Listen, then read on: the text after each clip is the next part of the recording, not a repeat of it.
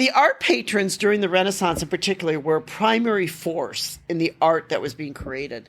They were a primary force and a driver into telling the artist what to do. They dictated a lot about the cost of materials. They would say to them, I want this in bronze, or I want this painted, or they would dictate to the artist what they exactly wanted.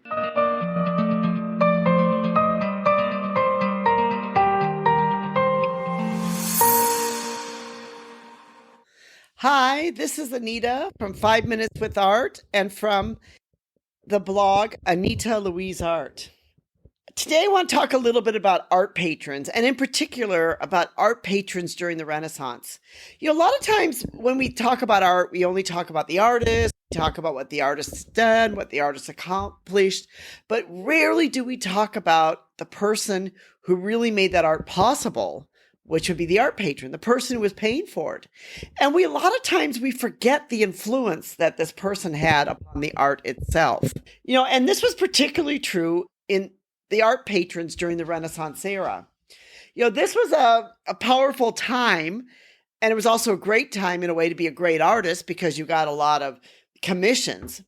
But yet the art patrons that were paying for the art had a say in basically what you were going to paint. And there were a lot of reasons why, somebody would maybe give money to an artist.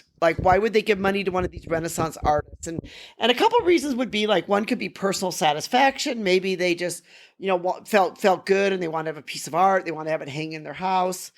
More than likely it was that they wanted to be able to, kind of do a little bit like ancient Rome did. During ancient Rome, there was a lot of art commissions going on, and they wanted to leave their legacy. They wanted, people to know and people to remember them.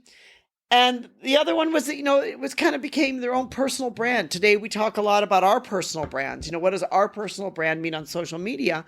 Well, these guys were just as much concerned about their personal brand, because they were really they were out there and they wanted people to come to their house and say, here's this beautiful picture of me and I'm in this wonderful place. And, so these pictures would be filled with symbolism of things that they wanted people to know about them.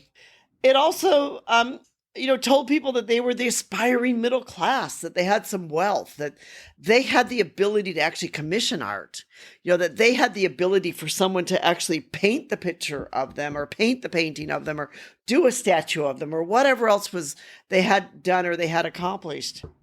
The other reason would be religious legacy, that the patrons, they paid for the art. They considered that they were, kind of holier and they were important and they were religious. And so they commissioned an art that had something to do about religion.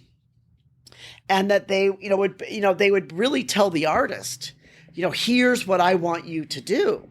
Wasn't the artist a lot of times telling the art patrons, here's what I'm going to do? It was really the other way around, and it would be the art patron telling the artist, here's what I want you to do. And probably they had a lot of say in it too. After all, you got to remember, these are the guys that are paying for it. So they probably, checked up on it and said, I want you to change this a little bit or do this or do that. So they probably had some say in it and were collaborating together with the artists on these works of arts. Other ones, they considered that it was maybe their civic duty, that they felt it was, this was an important civic or community thing for them to do. Maybe they were wealthy people during the time, so they felt like, I'm going to help out the community. This is my civic duty to do it. And others, they wanted to leave a legacy. They wanted to have some kind of lasting legacy for people to remember them by. The art patrons during the Renaissance in particular were a primary force in the art that was being created. They were a primary force and a driver into telling the artist what to do. They dictated a lot about the cost of materials. They would say to them, I want this in bronze, or I want this painted, or they would dictate to the artist what they exactly wanted. I want it in marble. It wasn't really the artist so much dictating that as much as it would have been the art patron would have been telling them, here's what I want you to do. Here's what I'm going to afford. Here's what I'm going to pay for. There basically, during the Renaissance, there were two types of patronages that were going on. One was the public patronage. This would have been a work of art that would have been displayed outside of a home for a broad public audience. This would have been, something like the Statue of David that Michelangelo did, that it would have been for a broad public audience for everyone, to be able to see, or, for people to be able to see, that it was kind of in a public space. The other kind, which actually would be a lot more common, would be the public patronage would be the private patronage. And this would be where somebody would have somebody do art for them. And this piece of art would pretty much stay in their home, or, and it would, be, just private. And, they maybe had it on display when people came to visit, they could show them this work of art, but it would be, might even be in a semi-public place, but it pretty much was done for private.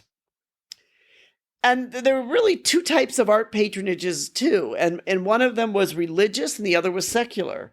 And religious, would be for both public and private areas. And it could be, something that usually had a Christianity theme to it. And it, because this Christianity dominated Europe throughout this time. The other kind could be more secular. And it could be specifically non-religious. And this could be portraits, scenes from history, or other things that they would ask the artist to do. So when we look at the relationship between the patrons and the artist, we many times only think about the artist, but we always forget about the money that was behind that art. And that money that was behind that art was in many cases just as important as the artists themselves. This is Anita from 5 Minutes with Art. You hope you've enjoyed our podcast and that you'll like us, subscribe, tell your friends about us. We'd love to have you become part of our community. Thank you so much for listening.